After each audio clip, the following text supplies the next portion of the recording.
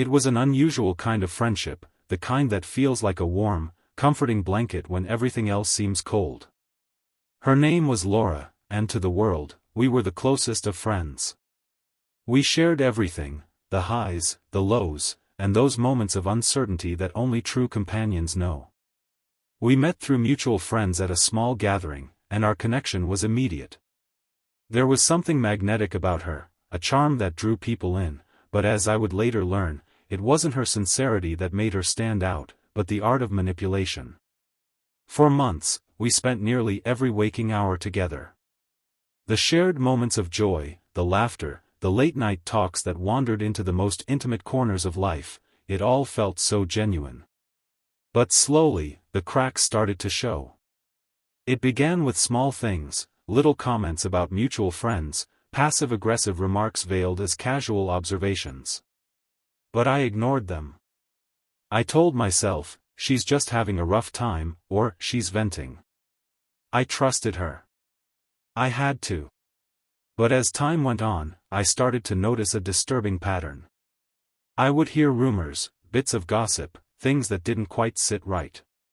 One by one, they started popping up in my social circle.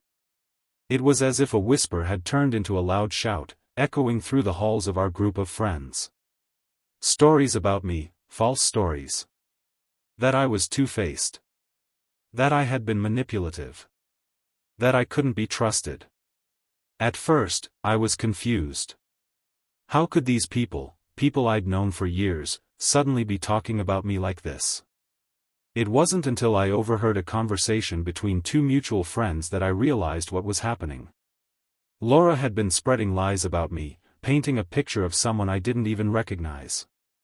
She had turned my friendship into a tool for her own benefit, turning people against me by fabricating stories that made me seem like the villain.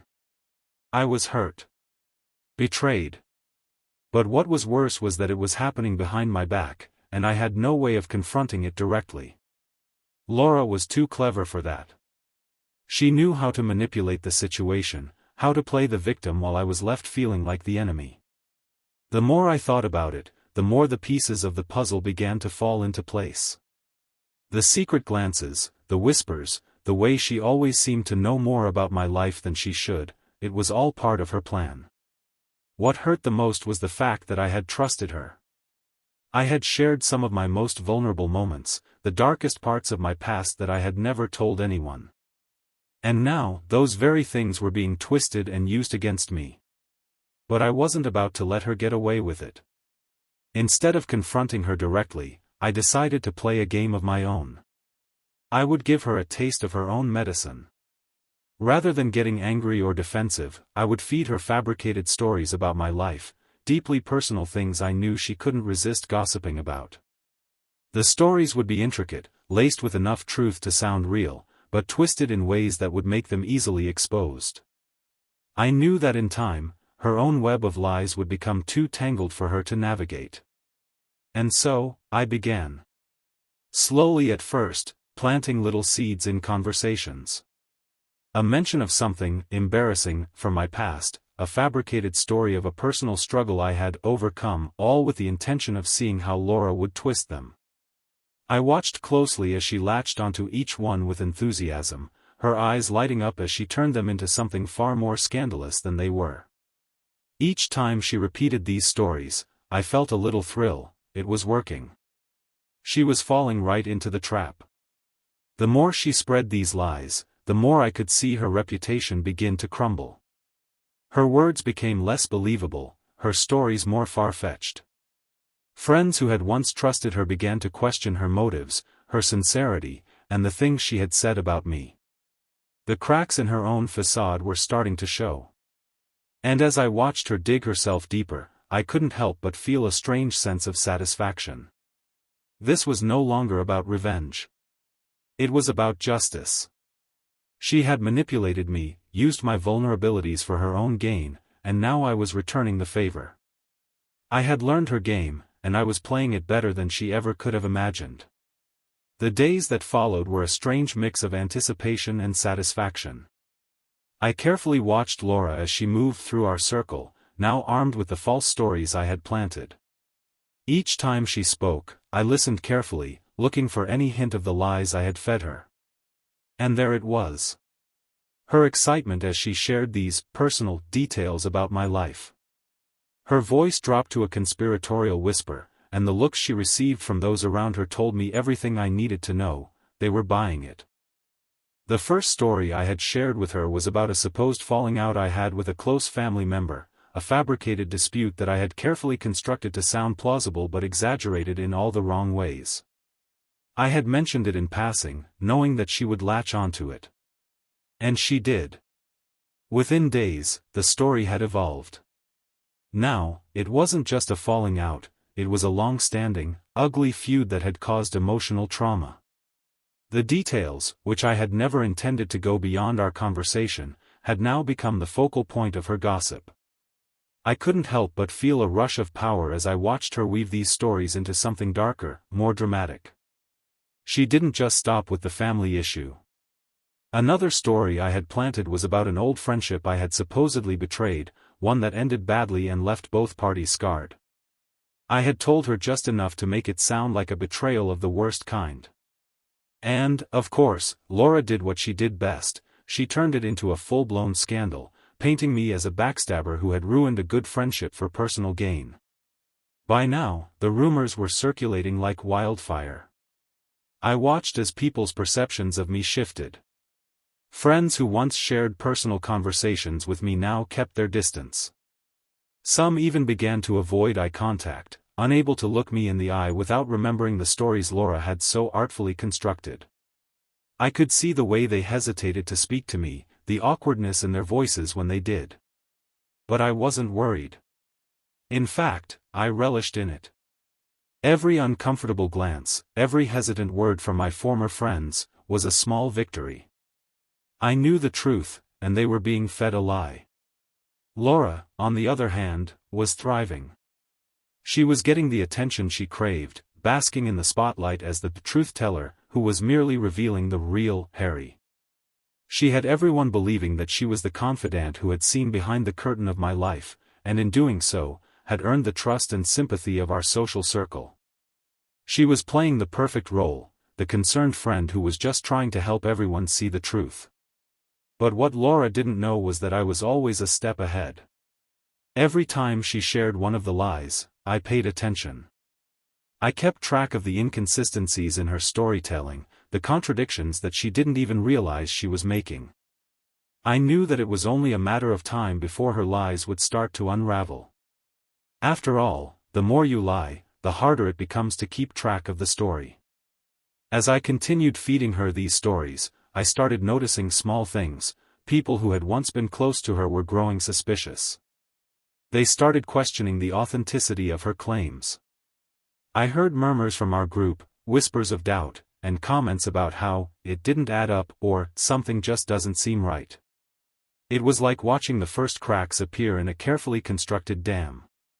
And then, there was one key moment that made everything fall into place. One evening, we were all gathered at a mutual friend's house for drinks, and Laura began telling one of the stories she had been spreading about me, the one about my supposed betrayal of a close friend. I listened quietly, watching her embellish the details for the umpteenth time. But this time, something was different. One of our mutual friends, Sarah, who had been unusually quiet lately, finally spoke up. "Wait a minute," Sarah said, her voice cautious but firm. "Harry never mentioned any of this. You're saying what? That doesn't make sense." Laura faltered for a moment, caught off guard. She tried to cover it up, laughing it off as a misunderstanding. But the seed of doubt had been planted. Others around the room began to chime in, asking questions, pointing out inconsistencies, and suddenly, the story didn't seem so solid. It was in that moment that I knew the tide was turning. Laura was starting to realize that her carefully woven web was beginning to unravel. She could no longer control the narrative. The lies she had spread were starting to slip through the cracks she had never seen coming. But this was only the beginning. As she tried to wiggle out of her own tangled mess, I could feel the satisfaction of knowing that her reign of manipulation was coming to an end. The walls were closing in on her, and there was nothing she could do to stop it. The tension in our social circle continued to build, and the once comfortable atmosphere was now filled with an undercurrent of distrust. It felt like everyone was on edge, carefully eyeing each other, wondering who would speak up next, who would question the stories Laura had spread. As I watched her squirm and struggle to maintain control of the narrative, I couldn't help but feel a deep sense of satisfaction. She had done this to me, and now she was reaping the consequences of her own deceit. The moment Sarah had spoken up, I knew it would only be a matter of time before others began to follow suit. It wasn't just Sarah who was beginning to see through Laura's web of lies. The cracks in Laura's story were becoming more apparent with every retelling. She had never been good at keeping track of the details, and now, the inconsistencies were too obvious to ignore. As her stories collided with the reality of who I was, people began to question her credibility. Laura, of course, wasn't going to let this go without a fight. She was too proud, too used to being the center of attention, to let something like the truth stand in her way. She doubled down on her stories, becoming even more fervent in her claims, more insistent that she was only trying to help. She even tried to accuse Sarah of misunderstanding the situation, attempting to twist the narrative to make it look like I was the one who had betrayed her. But no one was buying it anymore. The more she fought to maintain her lies, the more obvious it became that she was losing control. People began distancing themselves from her, unsure of what was real and what had been fabricated. Those who had once blindly trusted her now found themselves questioning every word she spoke. Her reputation, built on manipulation and deceit, was quickly crumbling, and she knew it. But what really struck me during this period of unraveling was Laura's desperate attempt to salvage her position. One evening, after a particularly tense gathering, she pulled me aside. There was a wild look in her eyes, a mix of desperation and anger.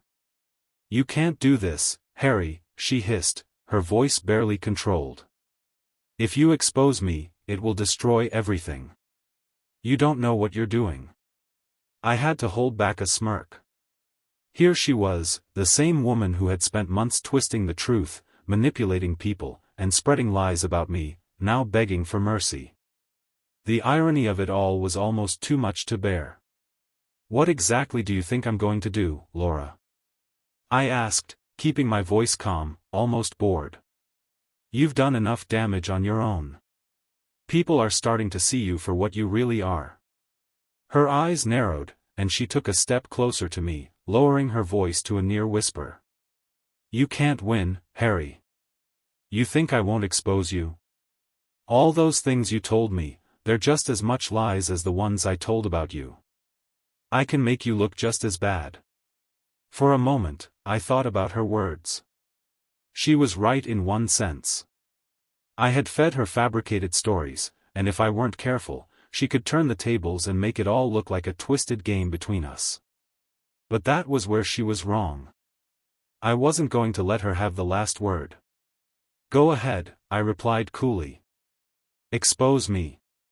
But you better make sure your facts are straight, because the truth is on my side. And when everything comes out, no one will believe you anymore." Laura's face contorted with rage. "You think you've won? You think you can just sit back and watch me fall? You'll regret this."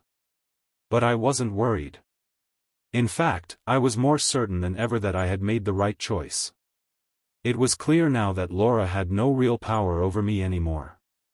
She had tried to destroy my reputation, but in the end, it was her own reputation that was slipping through her fingers. As I walked away from that confrontation, I couldn't help but feel a sense of liberation. The burden of holding on to my anger and hurt for so long had finally been lifted. I had played the game, and now the pieces were falling into place. Laura was unraveling, and there was nothing she could do to stop it. The next few days were filled with whispers and rumors. The social circle that had once rallied around Laura was now divided. Some people remained loyal to her, unwilling to believe the truth, but others were beginning to see the cracks in her story. I didn't have to say a word anymore. The truth was speaking for itself, and it was louder than anything Laura could fabricate. But what happened next was something I hadn't expected. As Laura's lies began to crumble, she started turning on those who had once been closest to her. She became increasingly paranoid, accusing people of turning against her, of being in on it with me. It was as if she couldn't comprehend that the problem wasn't everyone else, it was her own actions. As I observed all of this, I couldn't help but feel a sense of closure. Laura had made her bed, and now she was lying in it. She had betrayed my trust, destroyed our friendship, and tried to ruin my life. But in the end, it was her own actions that had led to her downfall. It wasn't long before Laura's world began to implode. Her once well-crafted image as the reliable, trustworthy friend was starting to crack. I could see it in the way people treated her, the polite but distant smiles, the murmurs behind her back, the subtle avoidance. It was as though a veil had been lifted, and everyone was starting to see Laura for who she truly was. The damage she had caused, both to me and to her own reputation, was irreparable. At first, I felt a sense of satisfaction, like I was watching a long-overdue piece of justice being served. She had hurt me, and now she was feeling the sting of her own actions. But as I watched her scramble, trying to salvage her social standing, I began to feel a twinge of something else, pity.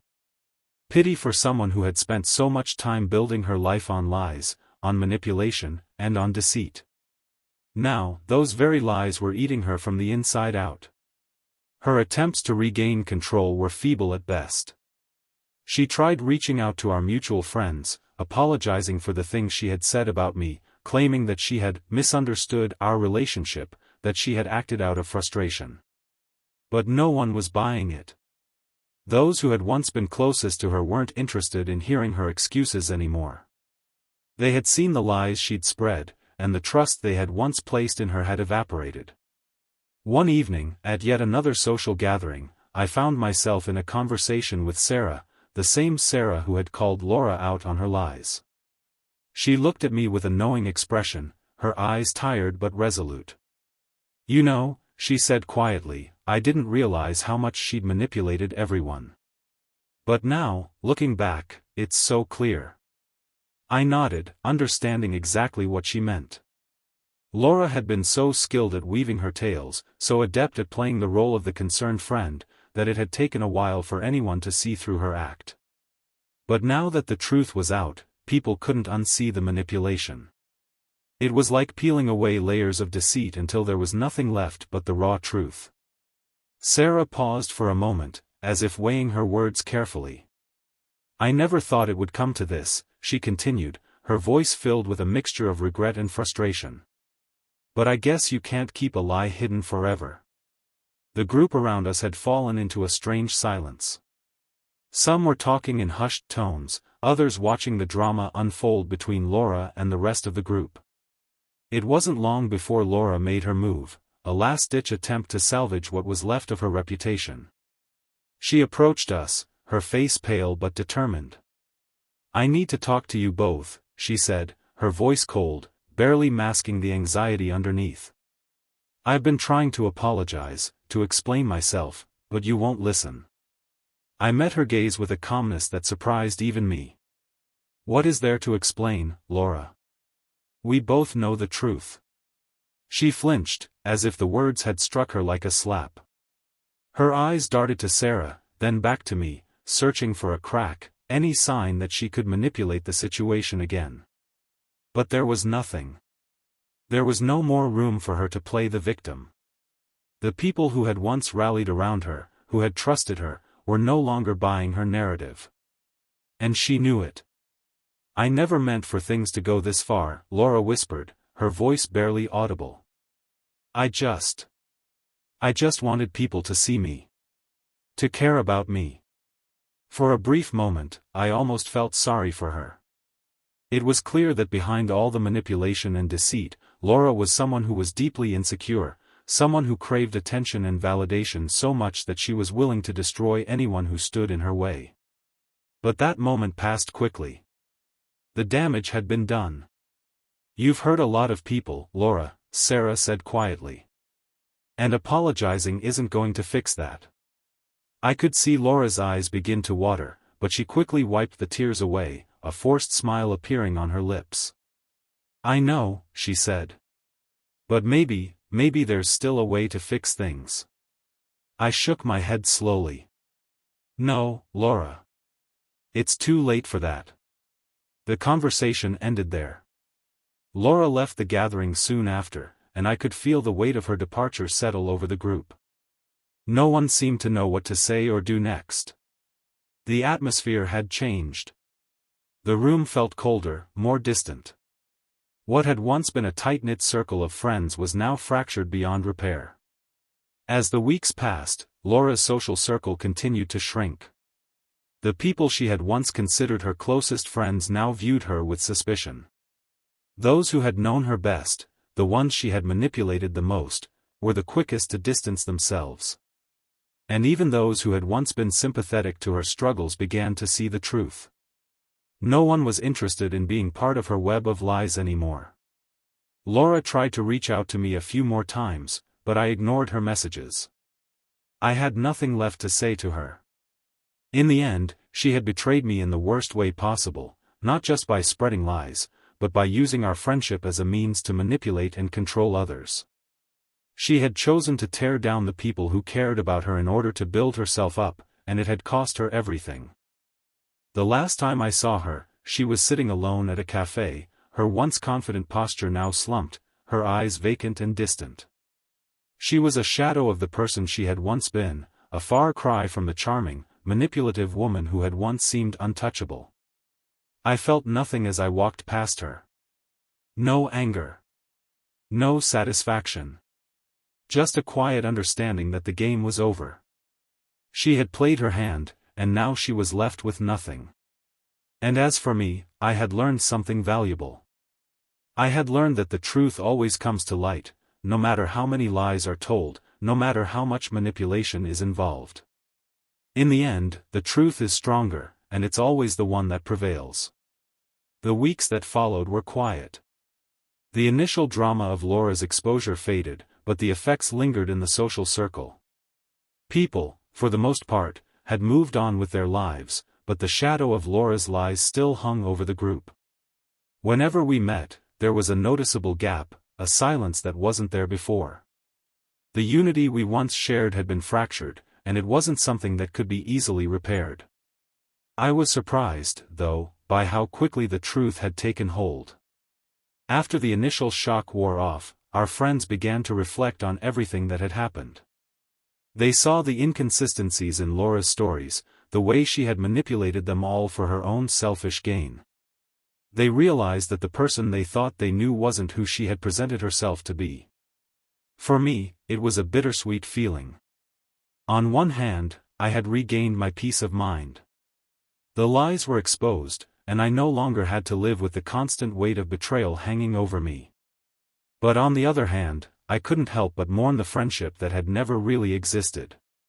The connection I had shared with Laura wasn't real. It was built on manipulation, deceit, and control. And that realization hurt more than I had initially allowed myself to admit. Laura, for her part, seemed to retreat further and further into herself.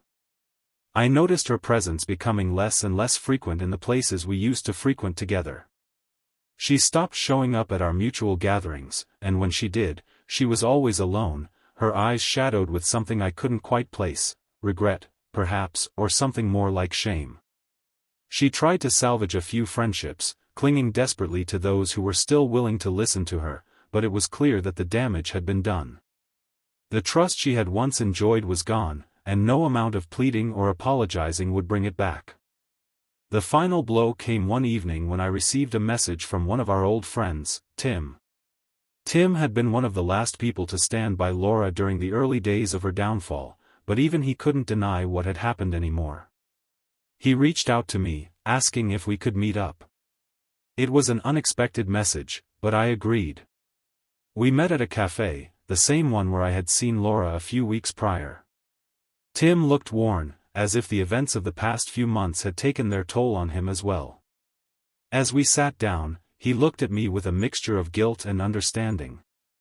"I just wanted to say that I'm sorry, Harry," he said quietly. I should have seen through her sooner. I shook my head. It's not your fault. We were all fooled by her, Tim. She's good at what she does. Tim nodded solemnly. Yeah, she's good at twisting the truth. But you were right. You were the first to see through her, and I couldn't see it. I just didn't want to believe it. He paused for a moment, gathering his thoughts. But the truth is, I've seen how she's been acting lately. She's lost everyone. She doesn't even seem like the same person anymore. It's like she's broken. I didn't know how to respond. Part of me wanted to feel vindicated, wanted to say that Laura had brought this upon herself. But another part of me felt sorry for her, as much as I hated to admit it. Maybe she's learned her lesson, I said, though I wasn't sure I believed it. Tim let out a sigh. I don't know. I don't think she'll ever change. The damage is too deep, and she's too far gone. We sat in silence for a while, the weight of everything that had happened hanging heavily between us. It was a sad moment, but also a necessary one. We were both coming to terms with the fact that Laura, the person we had known, was gone. She had destroyed everything, and now she was left alone with the consequences of her actions. As I walked away from that meeting with Tim, I couldn't help but reflect on everything that had transpired. The lesson had been painful, but it had also been eye-opening. People like Laura, who rely on manipulation and deceit, may succeed for a while, but in the end, the truth always comes to light. And when it does, there's no hiding from the damage they've caused. I thought about how far I had come since all of this began. I had been betrayed, hurt, and lied to by someone I considered a friend, but I had risen above it. I had not let the lies define me, and in the end, I was stronger for it. But there was one final thing I needed to do. I knew that the truth was now fully exposed, and there was no turning back for Laura. But there was also a lesson in forgiveness, and I wanted to find peace. Not for her, but for me. Holding on to the anger and resentment wasn't helping anyone, least of all myself. So, I took a deep breath and made the decision to let it go. Not for Laura, but for the future I was building. The past was behind me now. It had taught me something invaluable about trust, friendship, and the price of deception. And now, it was time to move forward. Laura would have to face her consequences, and I would move on, stronger and wiser than before. Time passed, and the dust from Laura's fall slowly settled. The social circle, though irreparably fractured, began to reorganize in its own way. New alliances were formed, and old bonds were tested. People learned to trust again, but with caution, knowing the price of misplaced faith. For me, life began to return to something that resembled normalcy. But there was still the lingering echo of everything that had transpired, the hurt, the betrayal, and the aftermath of watching someone unravel because of their own deceit. What struck me during this period of recovery was how deeply the betrayal had affected not just me, but the entire group. It wasn't just about Laura anymore, it was about the collective trust that had been broken. There were people I had trusted, people who had been close to both Laura and me, who had been caught in the crossfire of her manipulation. In some ways, we were all victims, not just of Laura's lies, but of the way those lies had changed the way we saw each other.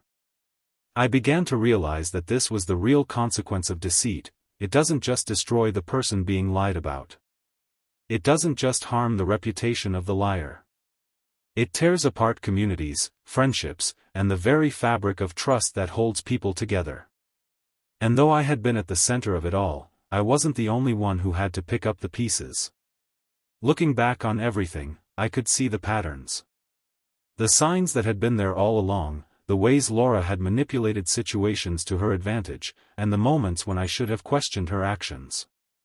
But that's the thing about betrayal, it's not always obvious in the moment. It's easy to think that the person who's closest to you is on your side, until they're not. And by the time you realize what's happening, it's too late to stop it. The lessons from this experience were profound. First, trust isn't something that should be given away lightly.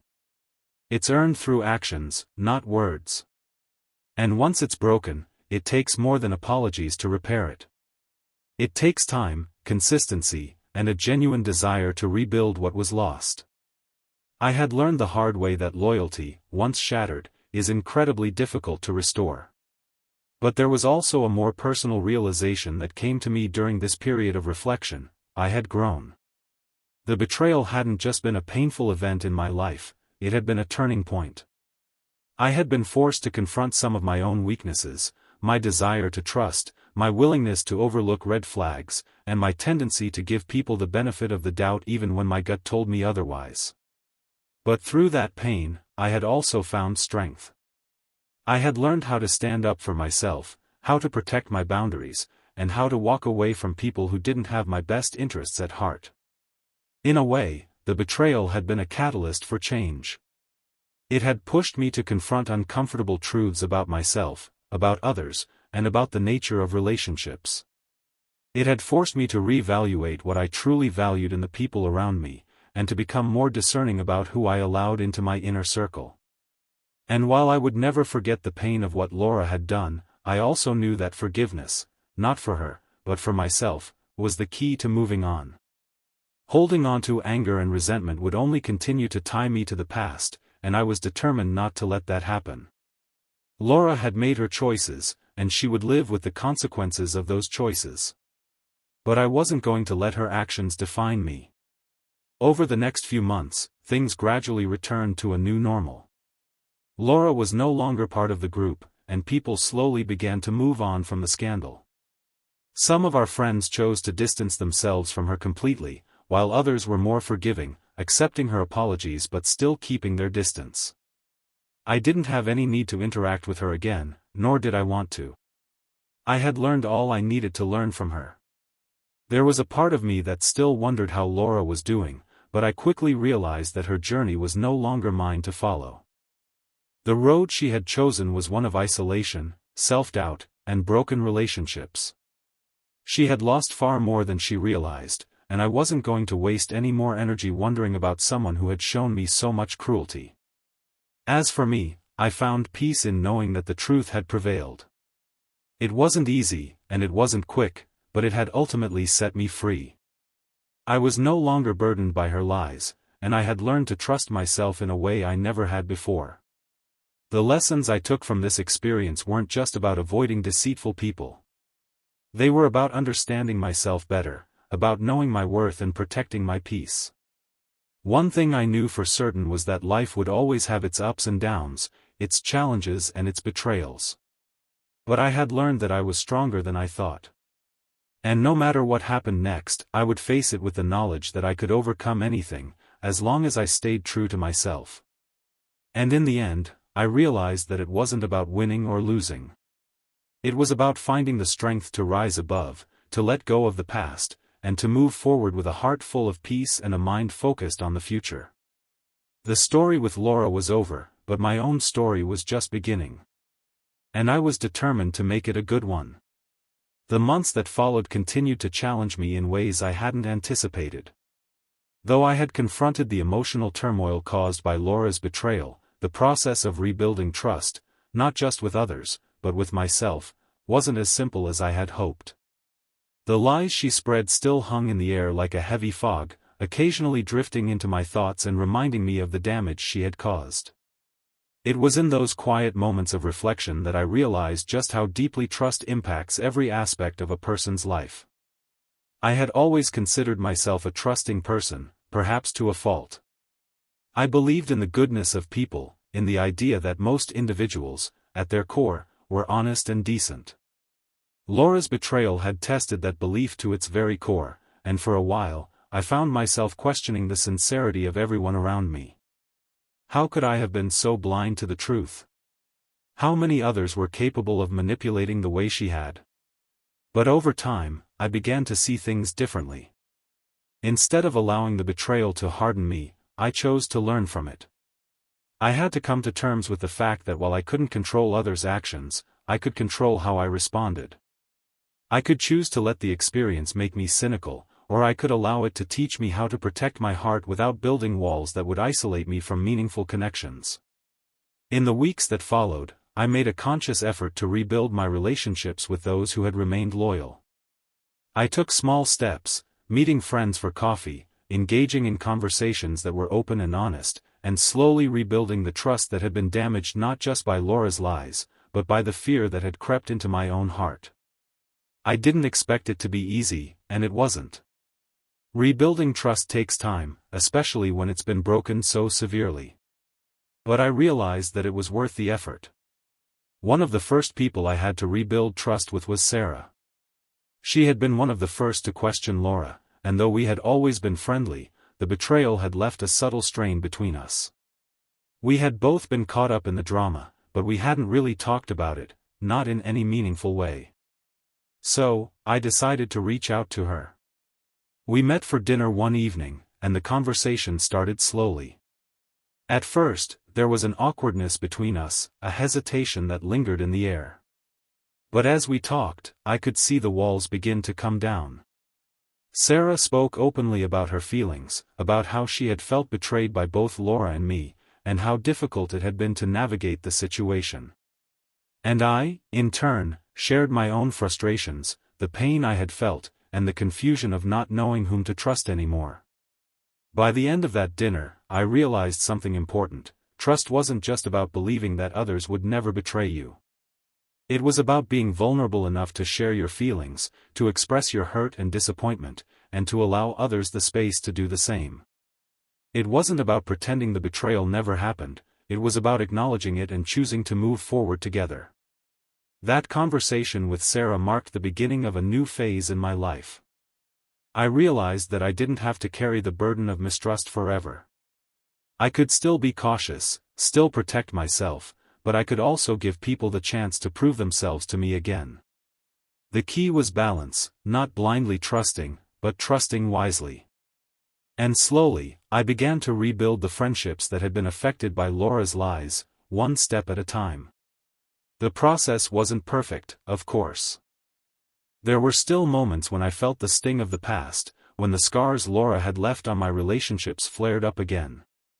But with each new conversation, each new connection, I grew stronger.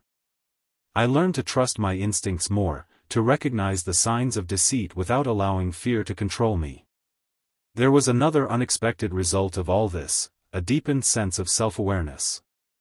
Before Laura's betrayal, I had always been someone who avoided confrontation, who preferred to keep the peace rather than address uncomfortable truths. But now, I had learned that sometimes, confronting the truth, no matter how painful, was the only way to move forward. I had learned the importance of standing up for myself, of asserting my boundaries, and of not allowing anyone to take advantage of my kindness or vulnerability. I also began to realize that forgiveness didn't mean forgetting. It didn't mean pretending like nothing had happened. Forgiveness, in this case, was about releasing the power that Laura's actions had over me. It was about choosing not to let her betrayal define me, not to let it hold me back from living my life fully. I could forgive her for the damage she had caused, but I didn't have to welcome her back into my life.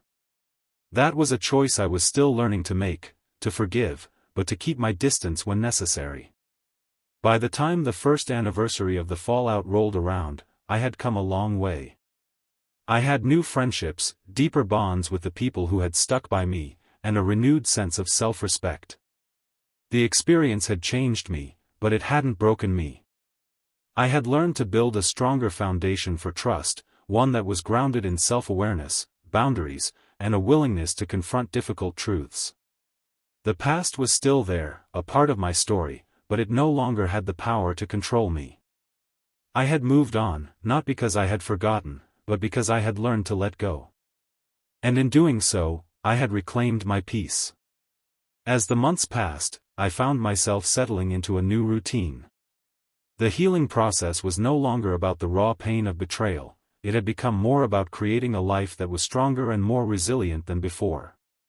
Laura's shadow no longer loomed large over me, and while I hadn't forgotten the lessons she had taught me, many of them the hard way, I had learned to move forward. The past, in all its messiness and betrayal, had become a stepping stone, not a weight. Looking back, I could see just how much I had grown. Betrayal had tested me in ways I hadn't expected. It had forced me to examine my relationships, my boundaries, and my values.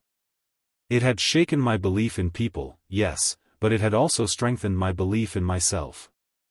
I had learned to trust my instincts, to recognize the difference between genuine kindness and manipulation, and to understand that sometimes, people's actions are a reflection of their own insecurities and flaws, not a reflection of my worth.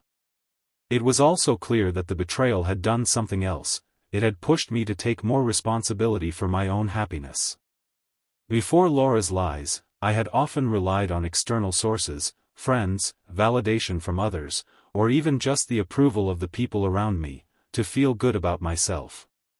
But as the dust settled from the wreckage of that friendship, I realized that I didn't need to rely on anyone else to define my sense of self-worth. It was something I had to cultivate within myself. I spent more time doing things that brought me joy, things that I had set aside in the midst of the chaos. I rediscovered old hobbies, explored new interests, and made an effort to invest more in the relationships that were truly meaningful to me. There was no longer a need to prove myself to anyone. My peace and happiness had to come from within, and that was a lesson I carried with me every day. There were still moments, of course, when I would feel a flicker of anger or disappointment about how things had turned out with Laura. But instead of dwelling on those feelings, I learned to release them. They didn't serve me. I wasn't going to waste any more energy on someone who had already chosen their path. She had made her choices, and I had made mine. Our stories had diverged, and there was no going back. Laura's downfall had been swift. The people who had once surrounded her were now distant, unwilling to engage in her narrative of victimhood. The web of lies she had woven was too tangled, and no matter how hard she tried to recast herself as the misunderstood protagonist, no one was buying it. Her reputation, once shiny and flawless, was now marred by the truth, and no amount of contrition could undo the damage. There was something bittersweet about that, about seeing someone who had once been so close fall apart in such a public way. Part of me felt pity for her, but I also knew that she had to face the consequences of her actions. She had chosen manipulation over honesty, and in the end, it had cost her everything. But for me, the most important part of the story was not about her downfall. It was about my own journey of self-discovery. I had come to understand something crucial. Life isn't about avoiding pain or betrayal, it's about how we rise after it. It's about finding strength in the face of adversity, and about learning to protect your peace without sacrificing your kindness. I was no longer the person I had been before all this happened.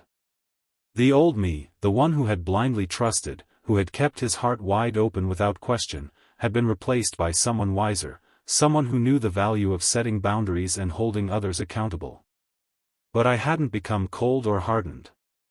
Instead, I had found a balance between trust and caution, between vulnerability and self-protection. One evening, as I sat reflecting on everything that had happened, I realized something that had been true all along: the people we meet, the experiences we go through, they all shape us. We can't control the actions of others, but we can control how we respond to them. And in that respect,